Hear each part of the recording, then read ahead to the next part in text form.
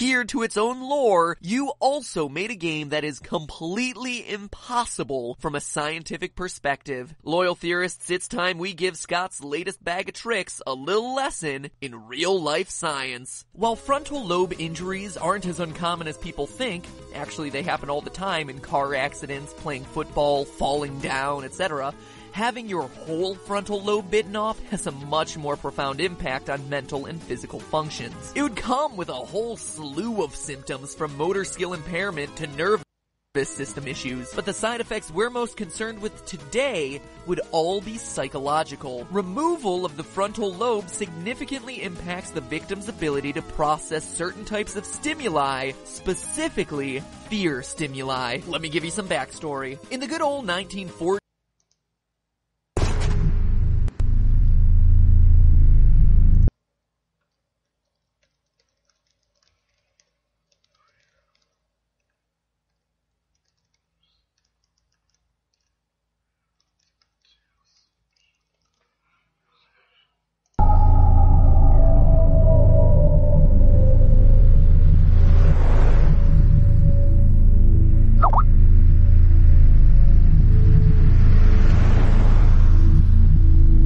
Okay.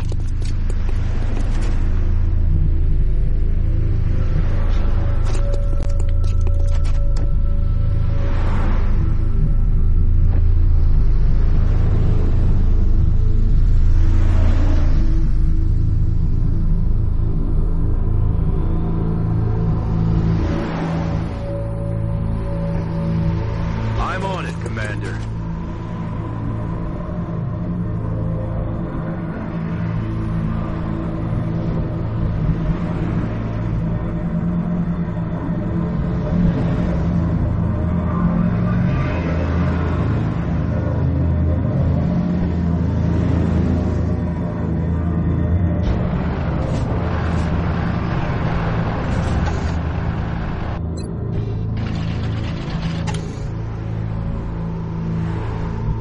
Solid copy.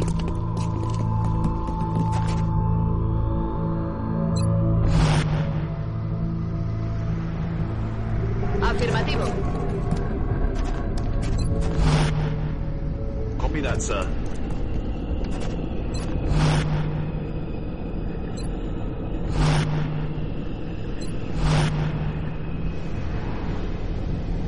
Okay.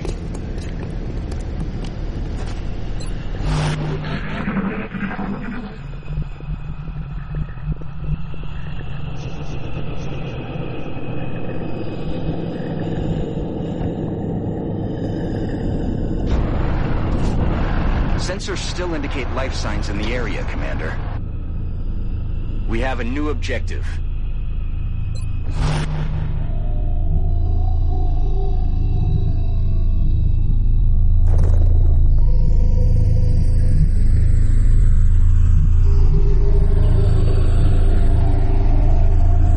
Moving out.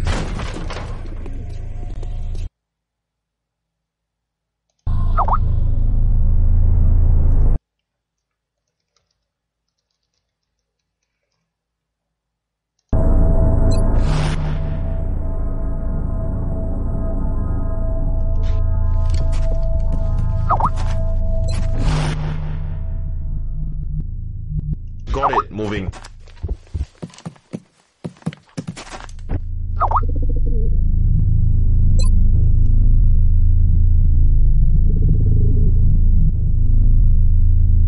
Ich gebe Gas.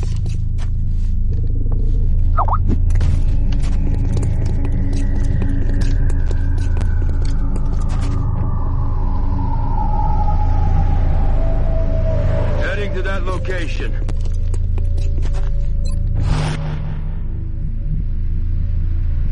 Okay.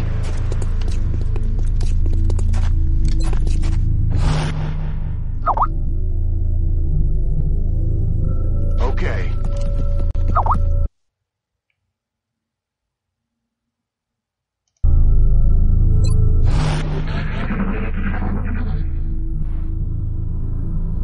Enseguida.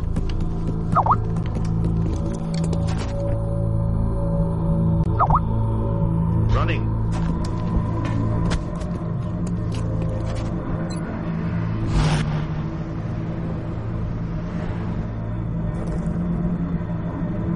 On the move!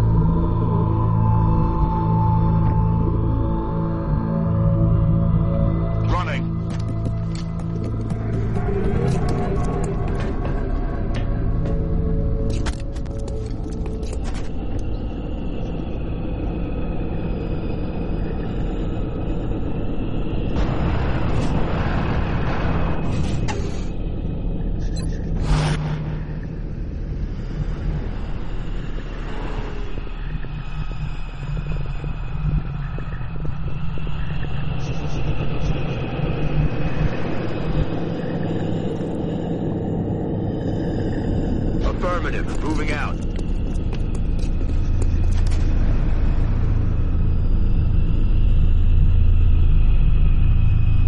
Getting it done.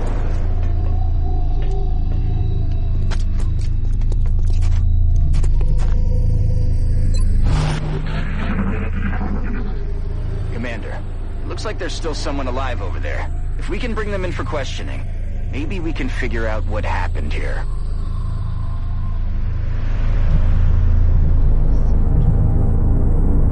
Enseguida.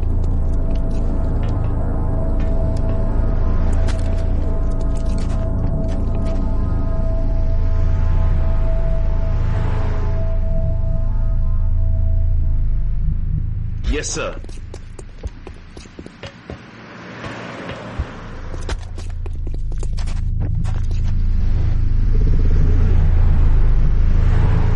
Bend down.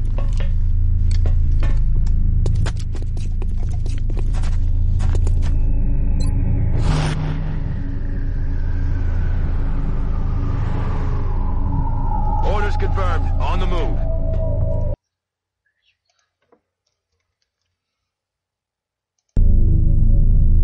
Okay. Heading there now.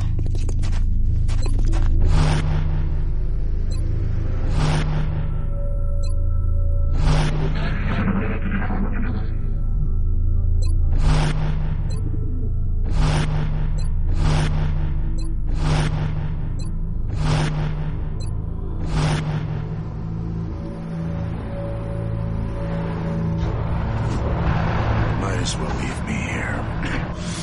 I have nothing to say to you people.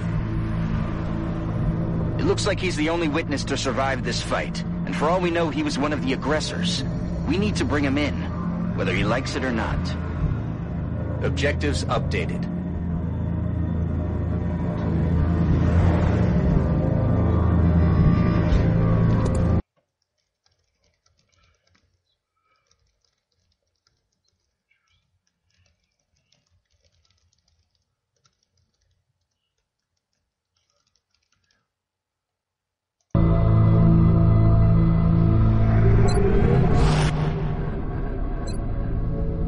Commander, we're picking up new contacts moving into the AO.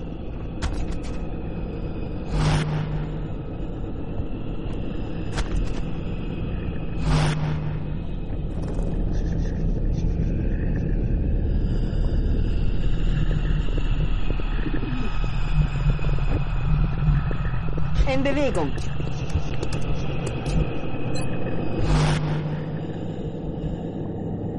I'm rolling.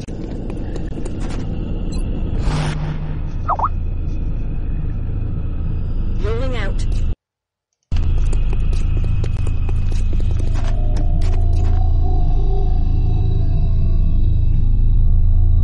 Target confirmed.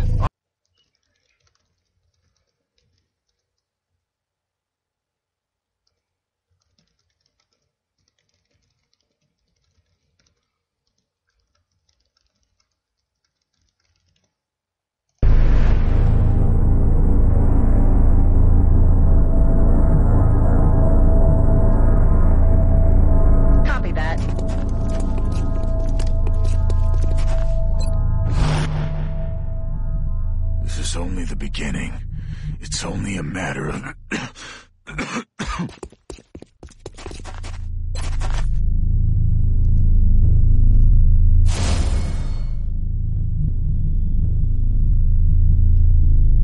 Manos a la obra.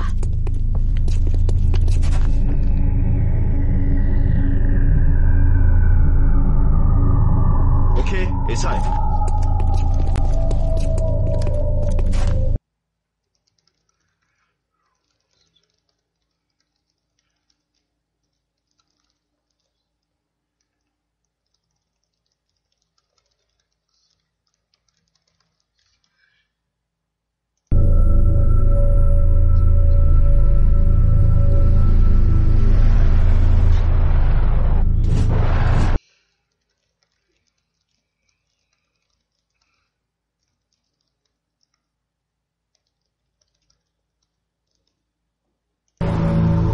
What was that?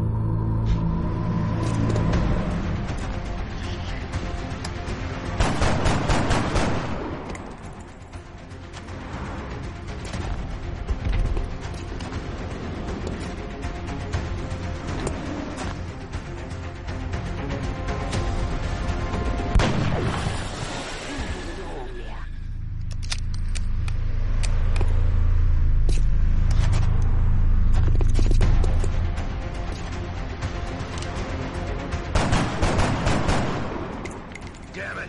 Enemy is still alive.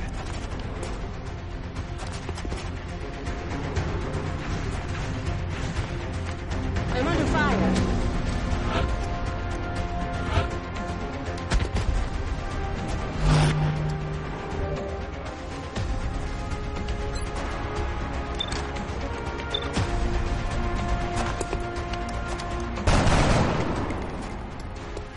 Daño negativo.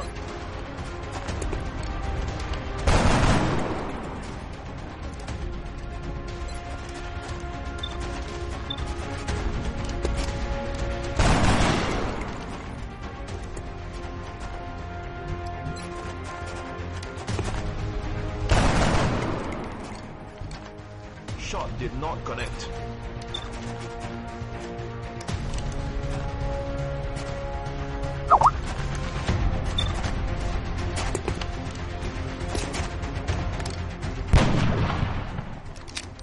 Wenn man sie nicht trifft, fallen sie auch nicht um.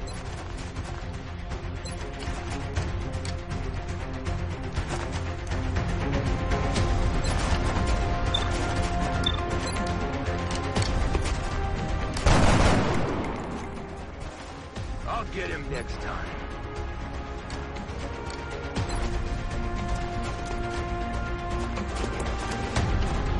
Target locked.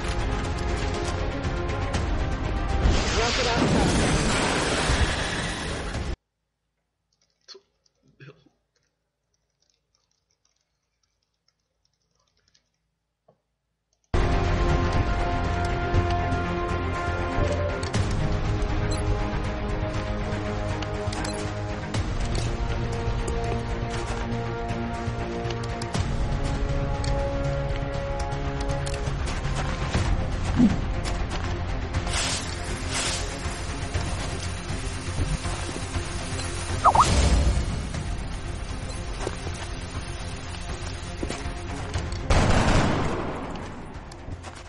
No way that just happened.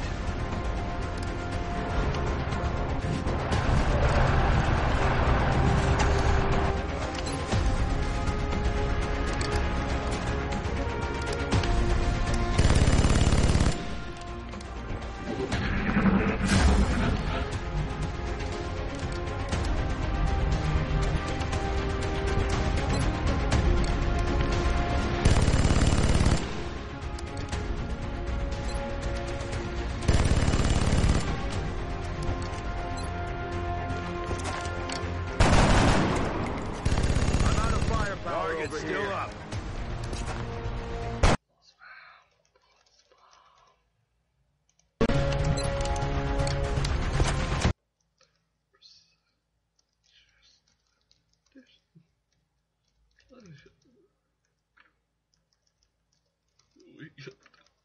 We're gold.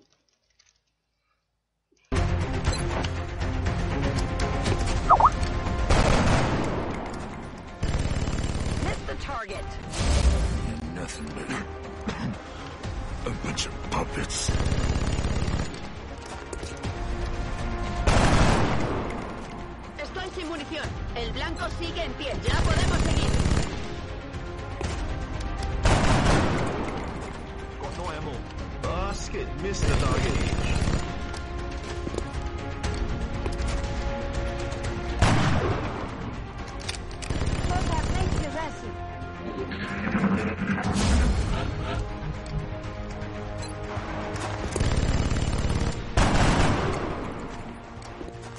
¡Maldición! He fallado el blanco.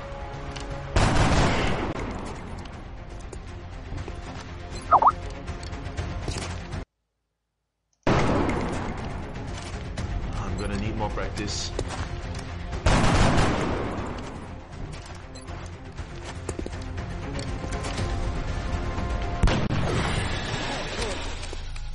Die Moon geht bald aus. Oh yeah! Ready to engage.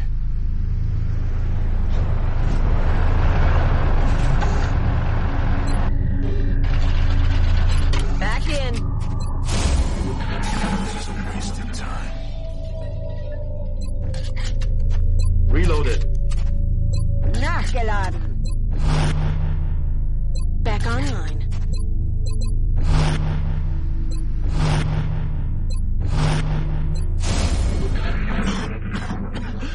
What are you trying to prove?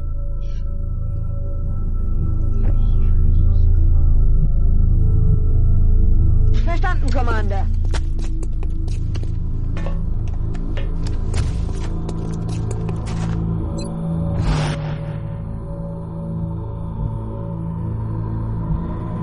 On my way.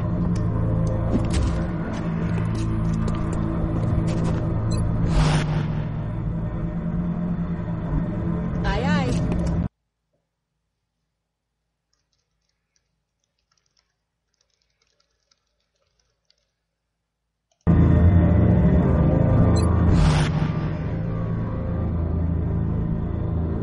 Aye, aye, Commander.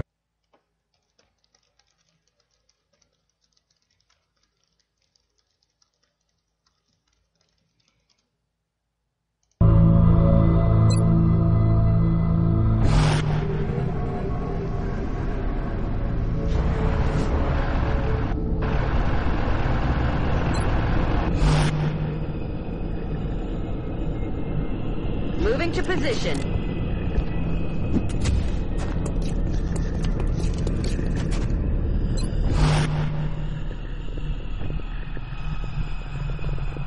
Copy that, sir.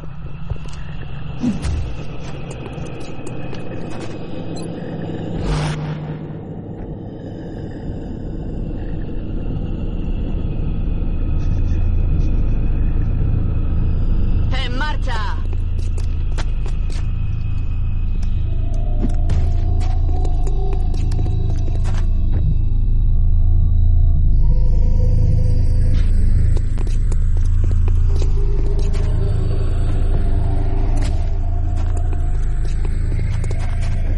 Strike one. We've got hostile contacts moving on your position.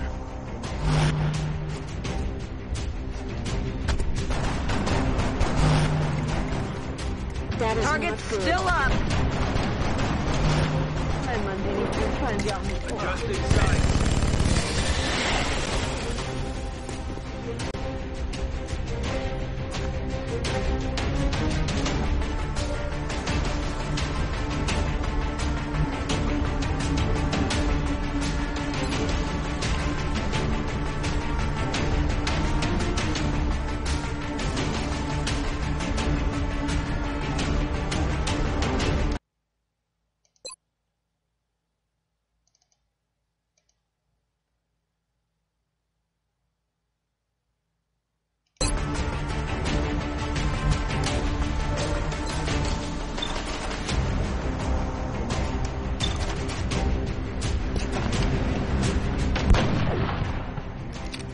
Nächstes Mal kriege ich ihn.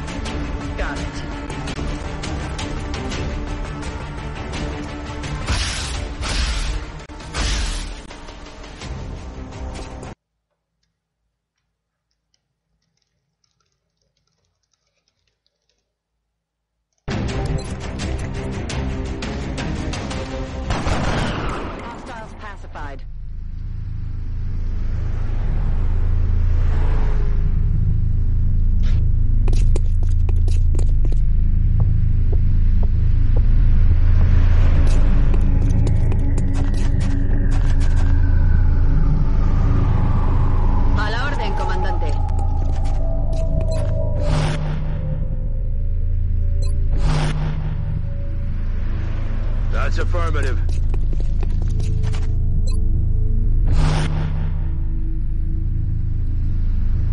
Copy that.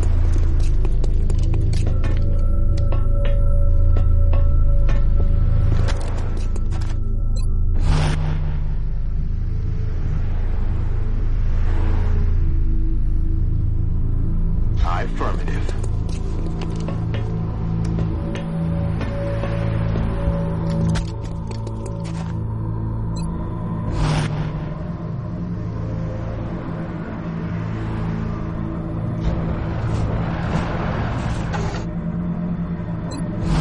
Looks like the aliens are sending in reinforcements, Commander.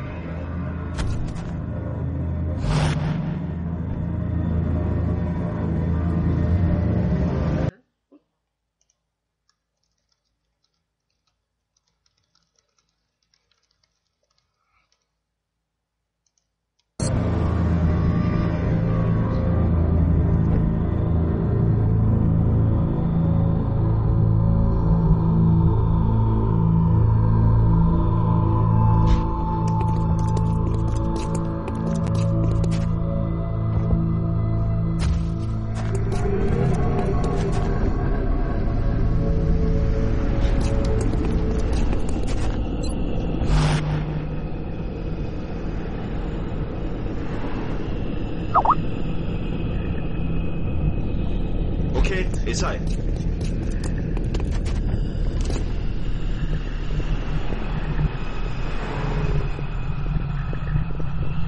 Bien en posición.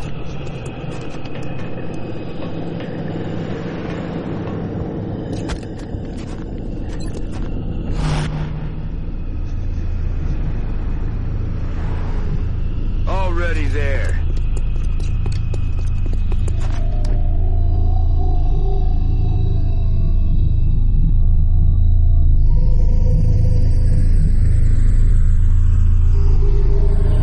Moving out.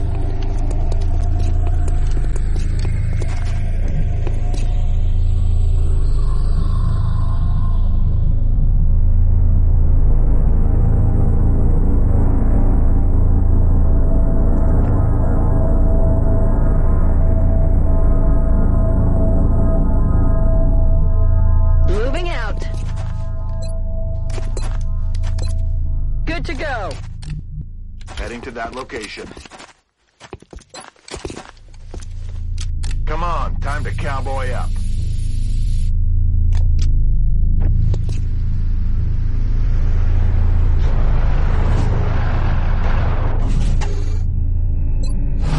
Hostiles are inbound, Commander.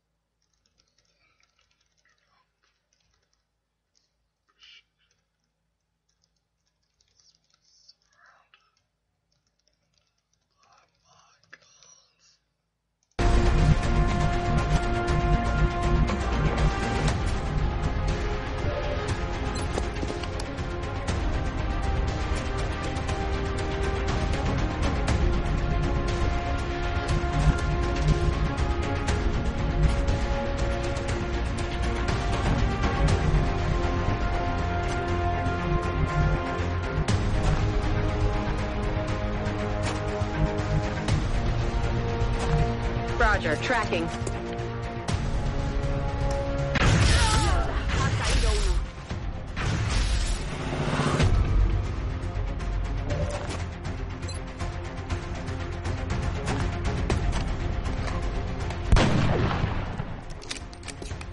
Ich hau die Mond so schnell raus.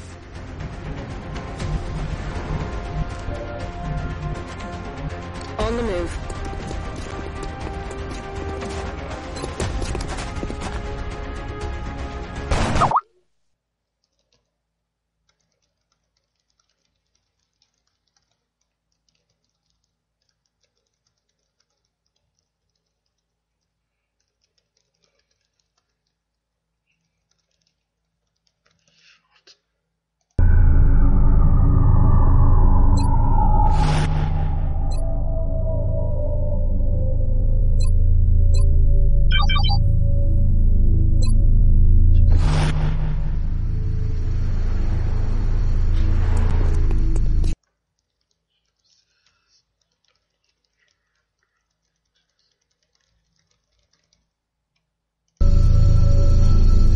Excellent work, Strike One. Wipe out any remaining aliens and come on home. Objective updated. Solid copy, Commander.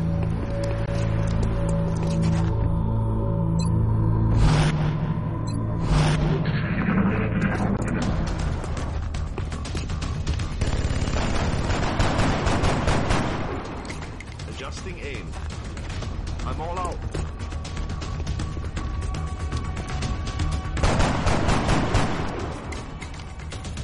¡Maldita sea!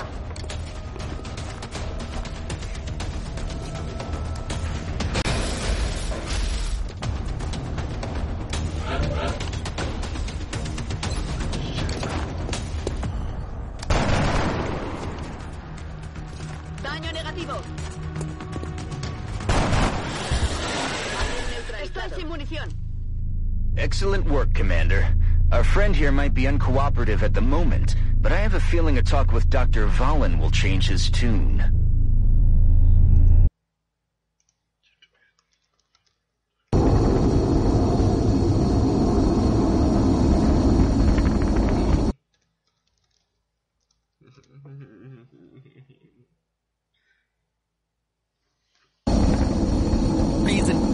Psychiatrists often thought the best way to cure problems with the brain were to cut pieces out. Feeling depressed? Well, let's slice that out. Overly aggressive? That chunk probably wasn't important. As such, there are extremely well-documented studies of patients without frontal lobes, and what's fascinating about them was what happened to their fear response. Patients without a frontal lobe become uninhibited because they no longer have a fear response. Way back in my Fallout episode, we looked in depth at the most famous accidental lobotomy in history, Phineas Gage.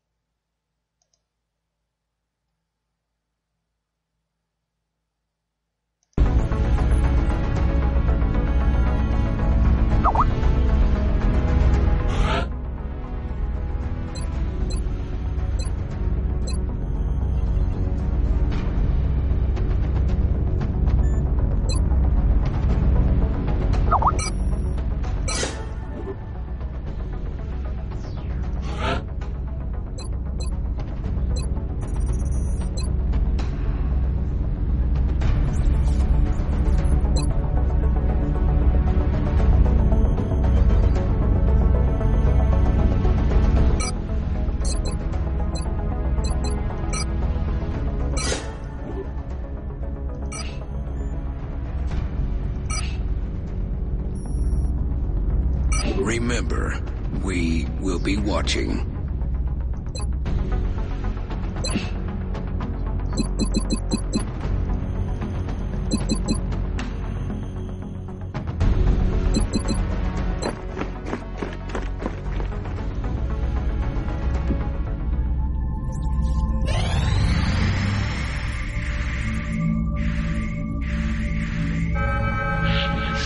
Commander, we're tracking several reported abductions via the hologlobe. I've got the coordinates locked in.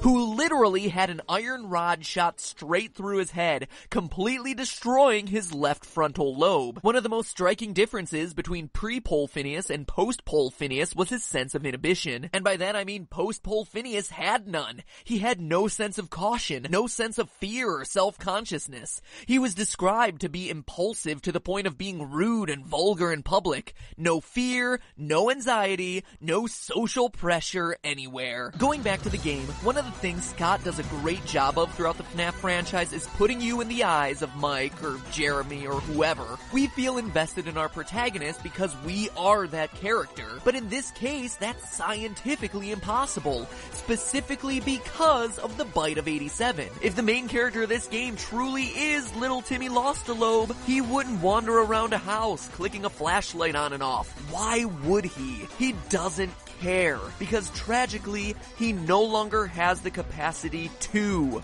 care. His brain structure no longer allows it. As if this weren't enough, a frontal lobe injury also tampers with concentration and attention span. The main character in the game is still supposed to be concentrated over a long period of multiple hours. But the thing is, patients without frontal lobes don't have this ability. In fact, they can only stay focused on what they see immediately happening in front of them.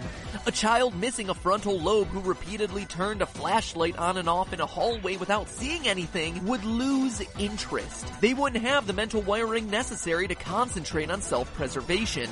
They would literally just go back to bed. The game is impossible the way it's being presented, because it would literally be over before it began. But the final and biggest nail in the coffin for this one is how frontal lobe injuries affect the imagination. The frontal lobe controls a ton of mental processing abilities, including dreams. You might think that an uncontrollable imagination would lead to exactly the kind of nightmares or hallucinations you see in this game, but in fact, it's the exact opposite. Rigorous studies have been done on the imaginations and dream states of lobotomized patients.